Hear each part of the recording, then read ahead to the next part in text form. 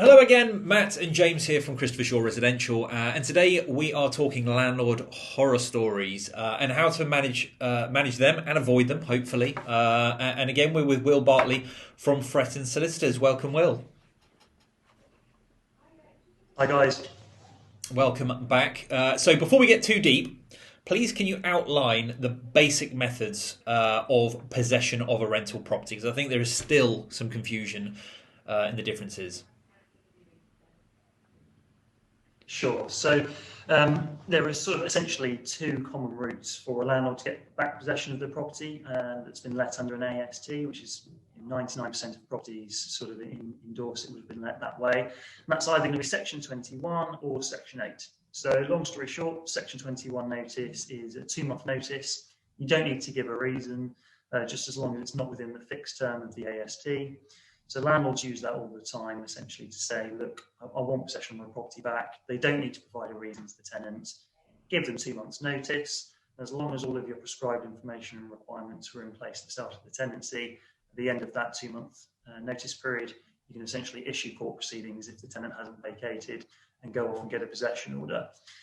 Sort of the other side of that is the Section 8 notice route, and that's often used when there's a reason to evict the tenant. Now that might be rent arrears, where sort of a payment plan hasn't been suitable, or the tenant just isn't communicating with the landlord anymore.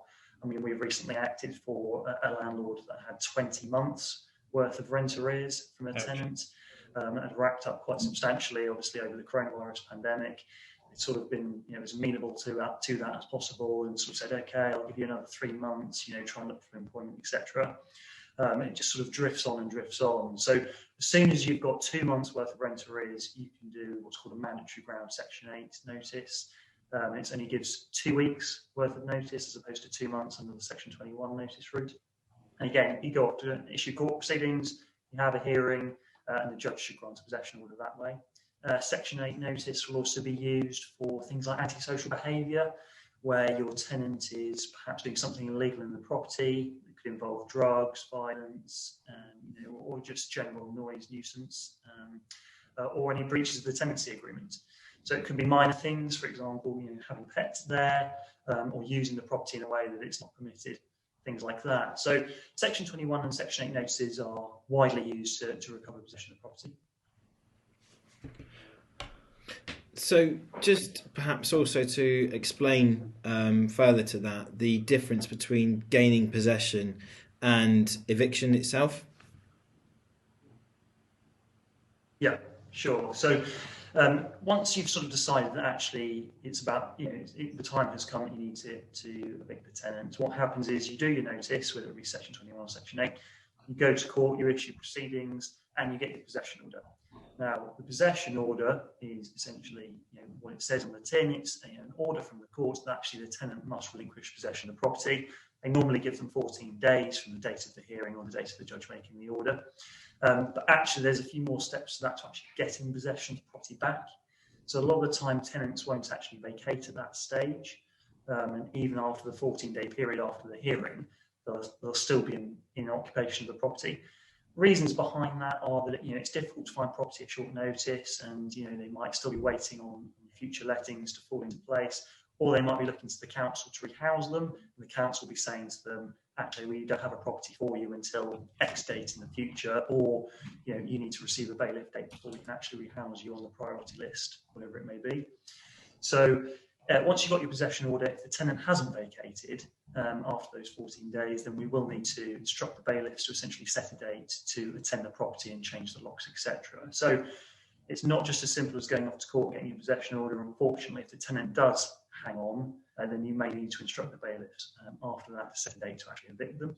And then there's also another sort of layer to that as well, of if after the bailiffs have evicted them and the tenants left possessions in the property, they haven't had an opportunity to remove all of their goods, or they've sort of abandoned the goods there, you might need to do what's called a Torts Act notice and get some enforcement professionals involved in relation to storing and then disposing of those goods, so that you're not then fined, and that the tenant doesn't then bring a claim against you for chucking 20 grand's worth of possessions into a skip once they've vacated the property. So let's have it then, Will. as an experienced litigation executive, what's the worst case that you've come across, landlord and tenant wise? There are a few, and I could probably here for the best part of an hour going on about this. But I think in relation to the impact on the landlord, it would probably be from squatting. So I acted recently for a landlord in Bournemouth County Court proceedings where they had discovered a squatter in their downstairs flat. So sort of a masonette property. They had a downstairs flat and an upstairs flat. The upstairs flat was undergoing renovation works, and they discovered a squatter downstairs, had to go through the legal process of evicting them, and the bailiffs turned up to evict them, change the locks, etc. Actually, what happened later that day is the squatters had picked the locks, basically, of the upstairs flat in advance, obviously hadn't told the landlord about this, and just went upstairs and took occupation of the upstairs property, which wasn't in a fit state at all. It still needed electrical works, didn't have any central heating. I don't think it had running water. The council got wind of this and essentially looked to bring massive sanctions against the landlord that we were acting for permitting tenants to occupy a property, when it's not fit for human habitation. Obviously, the landlord said, "Whoa, I didn't know they were there," and we had to go through eviction proceedings for that. And the squatters said that they had signed AST agreements from years ago, and they'd all been forged. They got shelter involved to represent them, and looked for, dragged out the proceedings. It got listed for 2 separate hearings so that they could disclose their evidence. Said that they'd been paying rent for the best part of 3 years and could show that by bank statements, but when given the opportunity by the court to disclose any of that evidence, nothing was forthcoming. So, unfortunately, landlords can find themselves in situations whereby they just have to go through a court process to get rid of tenants, even if they haven't actually let their property to them. I think that's quite a rare one where you're going to have squatters, essentially moving from downstairs to upstairs. That's a bit of a niche inquiry that we've had, but I think practically the landlord's quite a common inquiry, aside from rent arrears, which is often sort of a black and white paper exercise to say, yes, there are arrears and the tenant can't really dispute that because they can't show payment. The trickiest ones are going to be in relation to antisocial behaviour. So we do act for landlords all the time in relation to a Section 8 notice and Section 8 proceedings whereby there is criminality at the property, there's drug dealing, if the property that you're letting is within a block of flats and there's a common stairwell, it can be very difficult for a landlord with the amount of complaints they're getting from other neighbours in relation to drug paraphernalia finding its way onto the landings, gun criminals turning up and demanding payment for whatever it may be, banging on the door, police attendance on a regular basis. So we've had proceedings recently in court, and obviously we have to supply information and evidence to get a possession order in relation to that. And so photographs of the property and witness statements from the neighbours are often useful. And some of the things you see in relation to the actual state of the property, can be pretty horrific in terms of doors being kicked in either by rival drug gangs or the police looking for the tenant. We had one recently as well where the actual tenant was in prison at the time that we actually went to do the notice and proceedings because of various things that he'd done at the property. So it can have a huge detrimental knock-on effect both for the rest of the community within that block and also the landlord's reputation, in the local area, with the council, with housing associations, with neighbours, etc. So I think tenants, the vast majority of them are going to be good. They're going to be looking for a roof over their heads. But unfortunately, there are a number of instances where that's not the case, and landlords can find themselves going through lengthy and costly court processes to actually evict nuisance tenants. So how did you, in that particular case, help that client overcome that particular issue? But I think it's open lines of communication. In that particular case, obviously, it's liaising with the neighbours that are making the complaints. Yeah. They may see the landlord as the issue originally because they've permitted that tenant to be there, and they're often quite resentful that perhaps further checks weren't done initially when placing them in that property. But I think being open and honest with them to say, look, this is unacceptable. We're going to remedy this for you straight away. To do so, we need photos, we need a detailed log of the noise nuisance, perhaps a signed witness statement from those neighbours, to give the court an understanding as to how detrimental that behaviour has become, and what a nightmare it is to live with that. I think you've also got to work with the local council as well, and the police. The police are terrific in terms of liaising with solicitors for possession proceedings, in terms of giving crime reference numbers, attendance notes of visits that they've done to the property, and suspected issues that those tenants are causing. So keep open lines of communication with your neighbours, with your tenants, and with your authorities. But I think there are certain things that can be done at the outset to avoid those situations. Getting in place, a solid AST letting agreement that sets out that certain behaviours are going to be breaches of the tenancy agreement. I think a lot of the time, first-time landlords especially, will just do a one-page tenancy agreement to say the property will be let to X, Y, and Z on this date for this amount a month, and that's basically it. Actually, you need clauses in there to protect yourself that if issues are going on the property, you can recover possession of the property. And you can actually have clauses in there as well to recover your legal costs.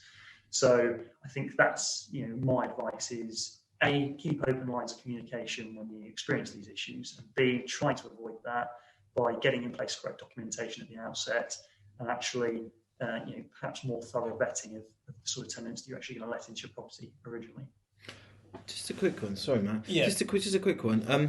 Something which we haven't sort of covered. Well, it doesn't happen. Thankfully, it doesn't happen very often. But abandonments, tenants disappear from a property one day. What would you suggest is the best method, or are there different methods to perhaps get possession back a bit quicker if that is the case? Sure. So I think it's going to turn on the individual case characteristics. With abandonments, it's going to depend on actually how they've gone about doing that. Have they actually returned the keys but have left possessions in the property, or have they vacated the property entirely but not returned the keys, etc.? I'd say, unfortunately, there are instances where tenants have abandoned the property and then a few months later actually issued court proceedings for unlawful eviction or for unlawful disposal of goods, etc. So I think our advice always to landlords is, unless the property is completely vacant, both of individuals and possessions, and they've handed the key back to either you or your letting agent, and you've got written confirmation from them that they have essentially abandoned the property and ended their tenancy agreement, I'd always still go through the formal notice and eviction procedure.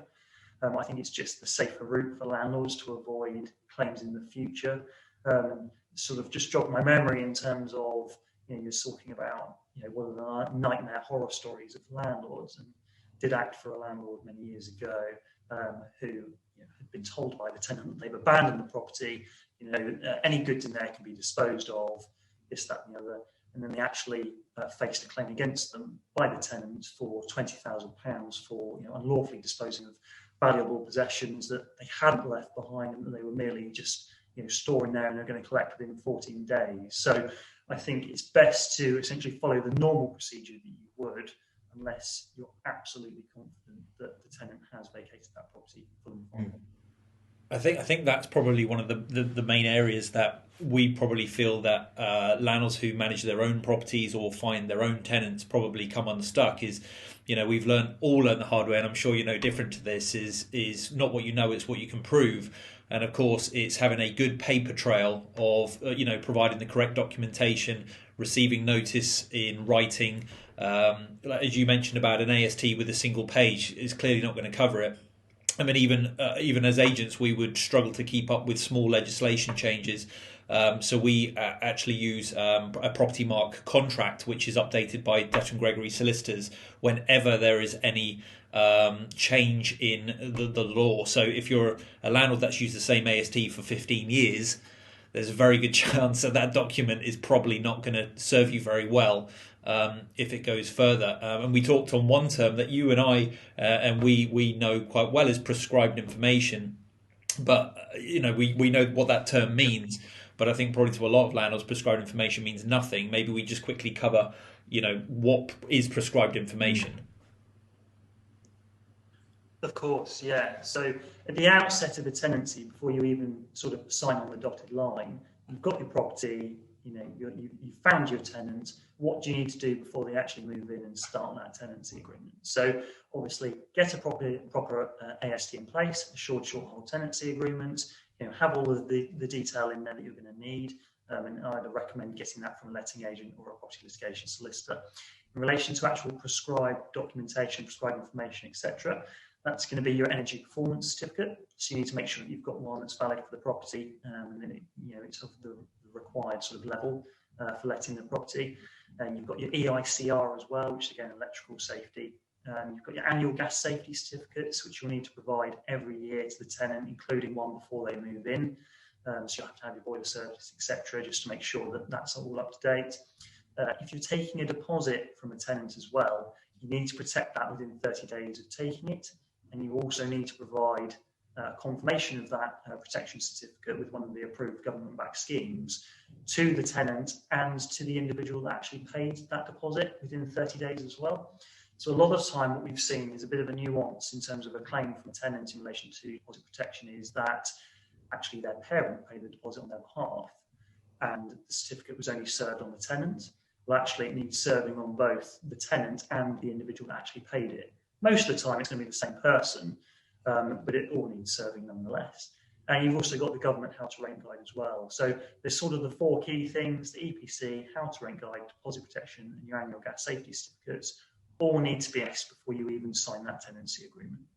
And then don't forget, on the day as well, you've also got to make sure the fire alarms are checked, and you've also done your right to rent check and seen their ID in person. So there is a swath of things that you need to do that obviously we become a bit accustomed to. It's kind of part of our daily job. But I do suspect there is a lot of landlords that could fall foul very easily if these things aren't actioned at the beginning of a tenancy. I think what I say on that as well is a lot of the time landlords will temporarily let their property to family members or close friends, yep, and not keep up with that prescribed information, thinking, well, actually, this is just a short-term let to my uncle or to a close friend who was best man at my wedding, whatever it may be. Actually, they're probably the most frequent inquiries in terms of what we see as how things go south and how landlords haven't kept up with their prescribed information.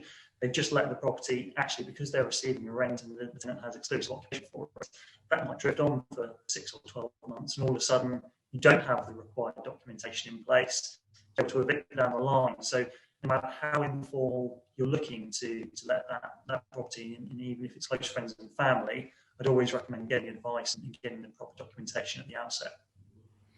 Well, it's been really good to talk to you about this subject, and we're not wanting to scare people, but things can happen, and that's why people like you and your advice are so important. Because when bad things do happen, then there needs to be a way to get out of them. And thank you for your time explaining those things and giving us some horror stories to take away. Yeah, no worries. Yeah, no problem at all. Good to speak to you guys. Thanks very much, Will. And if you've got any questions or have any horror stories that you need resolving, then we'll put all of our contact details, Will's and ours, in the bio at the end of the video, so you can contact us if you need any advice on anything further. But thank you very much for watching, and thanks, Will, again for your time. Cheers. No problem.